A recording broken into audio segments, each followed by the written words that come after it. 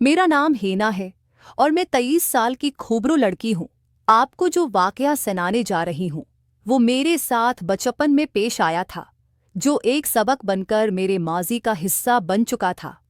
उन दिनों में 12 साल की थी और सर्दियों की छुट्टियों में कराची से सादकाबाद चली गई थी।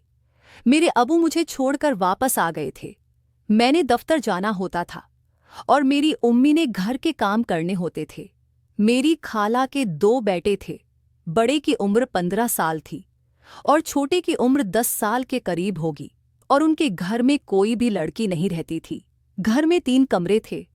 एक में खाला और खालो रहते थे, दूसरे कमरे में उनके दोनों बेटे के साथ में होती थी, जबकि तीसरा कमरा स्टोर रूम के तौर पर इस्तेमाल करते थे। रात को मेरी खाला मुझे अपने छोटे बेटे के साथ सलाती थी, जबकि दूसरी चारपाई पर खाला का बड़े बेटा सोता था। मैं अपने घर में अकेली ही सोती थी, लेकिन यहाँ पर मजबूरी के तहत मुझे उन सब के साथ सोना पड़ा था। मुझे ये सब करना अच्छा नहीं लगता था, लेकिन मजबूरी थी। मैं खामोशी से खाला का कहना था कि खैर है, बच्चे ही तो हैं। मुझे देर तक नींद नहीं आती थी। छोटा भाई तो लेट देर से सो जाता था, जबकि दूसरा जो बड़ा बेटा था वो देर तक करोटे बदलता रहता था। शायद उसको देर से सोने की आदत थी। खैर, तेज दिनों में मेरी दोनों भाइयों के साथ अच्छी बन गई थी। इस बार हम 12 बजे तक बातें करते रहते और फिर सो जाते। वो ऐसी ही एक रात थी जब बातें करते करते दोनों भाई सो गए थे, लेकिन मुझे अभी तक नींद नहीं आ रही थी कि कमरे का दरवाज़ा आहिस्तगी से खुला और कोई दब पांव अंदर दाखिल हुआ। मैं जानबूझकर सोई बन गई। थोड़ी सी आंख खोलकर देखा तो मैंने पहचान लिया, वो मेरा खालो था। वो आहिस्ता आहिस्ता दब पांव चलते हुए मेरी सरहाने आकर खड़ा हुआ, जिससे मैं थोड़ा परेशान हुई कि खालो ऐसा क्यों कर रहे हैं। फिर खालो ने मेरी गाल पर हाथ फेरना शुरू कर दिया। मैं डर के मारे सहम गई और वह मजीद आगे बढ़ता गया।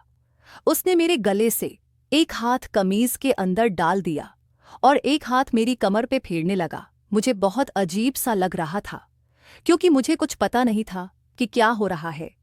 मैंने जोर से उसका सीने वाला हाथ झटक दिया तो वो जल्दी से कमरे से बाहर चला गया। सारी रात मुझे नींद नहीं आई थी और मैं सुबह देर तक सोती रही। खाला ने मुझे नहीं जगाया। जब मैं जागी तो खालो काम पर जा चुके थे। इस रात वह देर से घर आए और चलती सोने चले गए। शायद उनके दिल में कोई चोर था और मैं भी उनका सामना नहीं करना चाहती थी। अगली रात में मकतूत रही, लेकिन कोई ऐसा वाक़या पेश न आया और तेज दिन गुजर गए। अतवार का दिन आया तो इस दिन खालों को छुट्टी थी और वो घर पर ही थे, और खाला से कहने लगे, हेना को घुमाते फिराते हैं। क्या सोचेगी कि खाला के पास गई थी और खाला ने कराची की सैर भी नहीं करवाई और कराची देखे बगैर ही वापस भेज दिया।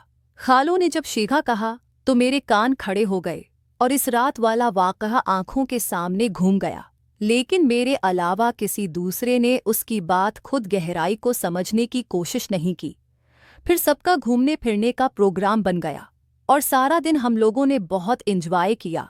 शाम का खाना भी बाहर खाया, जिसकी वजह से काफ़ी थक गए थे, और रात को घर आते ही सब के सब आकर सो गए थे। उस रात थकिन की वजह से मैं भी जल्दी सो गई थी कि न जाने वो कौन सा पहर था जब मुझे लगा कि कोई मुझे अपने बहनों में उठाकर ले जा रहा है, लेकिन वो एक ख्वाब जैसी कैफियत थी। जब मेरी आंख खोली तो मैंने खुद को नरम बिस्तर की बजाय एक लकड़ी के फट्टे पर लेटा हुआ पाया। ये वो कमरा नहीं था जहां मैं सोई हुई थी। कमरे में ज़ेरो बलो रोशन था और मुझे उसकी थोड़ी सी रोशनी में खालो नजर आया, जिसकी हालत काबिल एतराज थी और जिस्म पर कपड़े भी बराए नाम थे। मैं बहुत ज़्यादा खौफज़दा हो गई थी। पता नहीं वो कैसे मुझे बिस्तर से उठाकर यहाँ लेकर आए थे। शक तो मुझे उसकी नियत पर पहले ही था, लेकिन वो ऐसा करेगा मैंने सोचा नहीं था। जब मैं उठकर बैठी तो उसने अपने ओटो पर हाथ रखकर खामोश रहने का इशारा किया और आहिस्ता आवाज में बोले, चुपचाप लेटी रहो, तुम्हारी जान निकाल दूंगा। और किसी को तुम्हारी मौत का पता भी नहीं चलेगा। मैं बेअंतही डर गई और फिट्टी फट्टी नजरों से कमरे को देखने लगी। ये वही कमरा था जिसे वे स्टोर रूम के तौर पर इस्तेमाल करते थे। कमरे का दरवाजा अंदर से बंद था। मैंने दीवार पर लगे एक कलाक को देखा। रात के 2 बजे का वक्त था, मतलब मुझे बचाने वाला यहाँ पर कोई नहीं आएगा। कम अज कम सुबह 7 से पहले तो कोई नहीं आएगा। तब तक 5 घंटों में शायद मुझे मौत आ जाए। मैंने हिम्मत करके उठने की कोशिश की तो खालों ने मुझे जोर से पकड़ लिया और कहा, अगर मेरी बात न मानी तो मैं तुम्हारे खाला से कहूंगा कि ये लड़की मुझे गलत काम करने के लिए उकसाती है। अब तो सचमुच मेरे होश उड़ गए थे और मेरे पास खालों की बात मानने के अलावा कोई और चारा भी नहीं था। लेकिन बात मानने का मतलब भी मुझे कुछ कुछ समझ आता था कि मेरा इंजाम बड़ा होगा। मैं जान छड़ाने की तरतीब सोचने लगी, लेकिन खालो बहुत जल्दी में था। वो मुझे रीत या मौका देने को तैयार नहीं था। इतनी काम मगल और बच्ची मैं भी न थी कि अचानक मेरा दिल घबराने लगा और मैंने उनसे कहा कि मैं बाहर से पानी पीकर आती हूँ। तो उन्होंने कहा कि जल्दी से आओ, मैं आपका इंतज़ार कर रहा हूँ। वो समझ गए थे कि मैं मान गई हूँ। दोस्तों, कहानी का अगला पार्ट सुनने के लिए हमारे चैनल को सब्सक्राइब करें ताकि उस कहानी का अगला पार्ट आप तक पहुँच सके।